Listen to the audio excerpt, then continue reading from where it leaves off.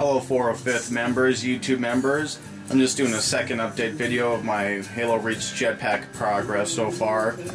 I just finished hardening all the pieces, no homo, with Polytech 120, which is, like I said in my earlier video, the equivalent of Smooth-On's Rotocast. A lot of the pieces are identical, so I'm only hardening one of them just because molding is expensive, so I'll only have to mold one piece and then just cast two out of the mold. For the most part, it turned out pretty well. There's a little bit of excess that came out of the more detailed parts when I was rotating the polyurethane plastic, but for the most part that'll come off easily with my Dremel, and I'm going to be bondoing all this anyway to get a more smooth and more detailed look. I'm also only going to mold one of these because both pieces are identical. These are little flaps that attach to the back of the Reach Jetpack. The plastic on the Jetpack's a little bit thick, so I'll just have to sand that down to get it to fit, but they both turned out pretty proportional to where the grooves are, so they'll line up pretty nice. I also hardened the heat shield. This part was a little tricky just because it's so thin. I had to cut a hole with an X-Acto knife. It's kind of hard to see because the plastic's white, but I cut a hole with my X-Acto knife.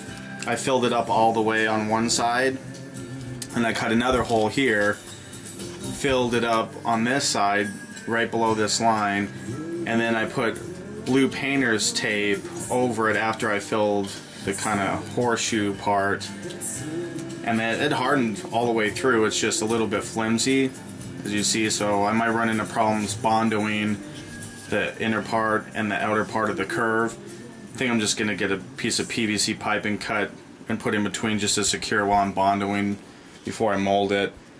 I'm also only molding one of these guys because both of them are identical. This is what the little jet piece attaches to, like that. And then same with the outer parts of the Jetpack. I had to fill these up with plastic. It was a little bit thicker, so I was able to rotate the plastic in pretty well, so I didn't waste a lot of the plastic. I also resined these to the outside, and then these two pieces on the Jetpack were hollow, so on one end I was able to just pour the polyurethane plastic in, and then after it was dried, I just resined it directly to the pack. I did run into a couple problems on the bottom of it where this kind of grill piece attaches. I'll kind of zoom in a little bit.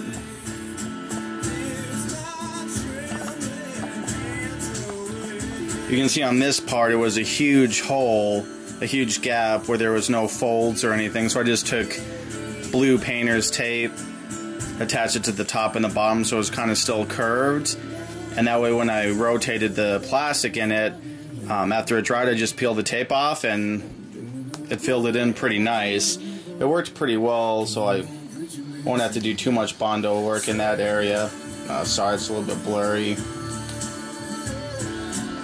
Then on the inside, the bottom was a little bit weak because I ran out of plastic. I had about a 15-pound kit from this company, and I used all of it. So I just got some expandable foam from Home Depot just to strengthen this bottom part up, because these pieces are really heavy, and so just to be safe I just did this. I probably didn't have to, but I did just to be safe. And then the top piece, I talked about in my last video about not wanting the compartments in here. It was a good idea, I just didn't want to go that route. So I did the same thing, took blue painter's tape, taped over it, then rotated the plastic in, then just peeled it off, and you can see it very sturdy. Turned out pretty well. I'm going to Bondo over this whole part anyway. And that's it so far. I'll be doing another update once I Bondo. I found a substitute to Bondo at the same place I bought the Polytech plastic from. So I'm going to try it. They say it's non-toxic, so I don't even have to wear a respirator when I'm mixing it, and I'll let you guys know how that goes. Thanks for watching.